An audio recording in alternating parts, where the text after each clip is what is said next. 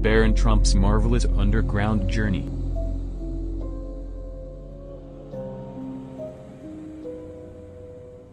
Written in 1893.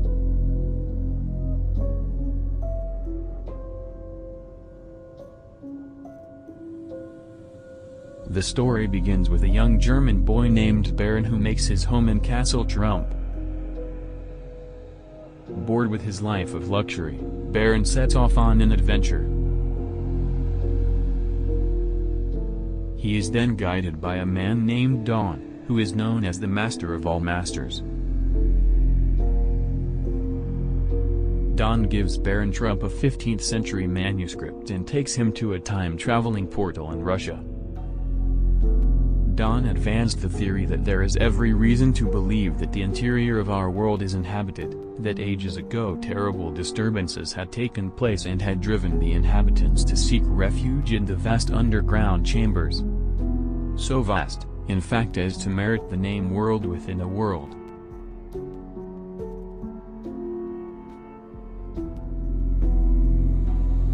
Four years later, in 1896, the author writes another book titled The Last President.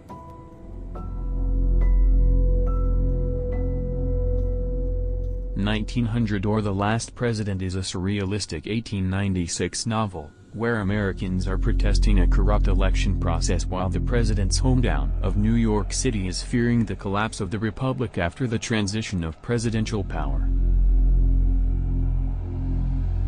The Last President also references a hotel on Fifth Avenue being the center of a furious mob.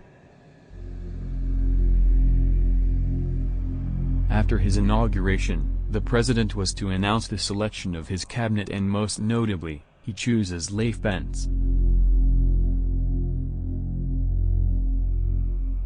Then he gives out Executive Order 1, the immediate abandonment of the gold reserve and the gold and silver standard of the Constitution shall be resumed.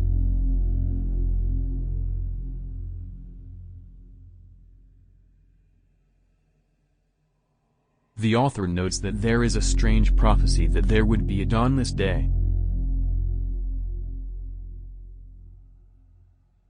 There are 50,000 people on the streets of Washington without bread or shelter, and the president establishes camps and reserves rations for these common people.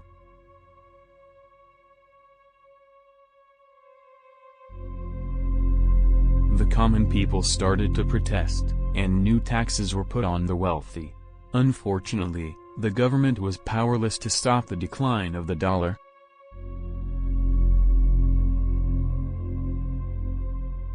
Rioting broke out everywhere, especially in the North, and socialism and anarchism found willing ears. The South seems to form great power, and they are extremely upset about the tax put on them, especially because the North is much richer. There are cries of treason and the republic is shaken at its foundations. The Speaker of the House says the president must resign. Then, the president speaks, and it seems almost godly. He has everybody back under his power for a moment. Out of nowhere, the Capitol is struck by dynamite and destroyed.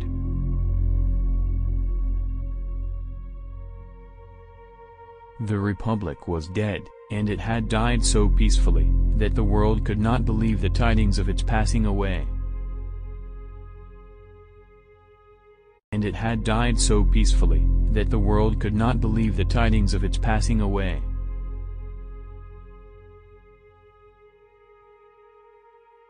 As the dawn broke cold and gray, and its first dim light fell upon that shattered dome glorious even in its ruins, a single human eye filled a gleam of devilish joy, looked up at it long and steadily, and then its owner was caught up and lost in the surging mass of humanity that held the Capitol girt round and drowned.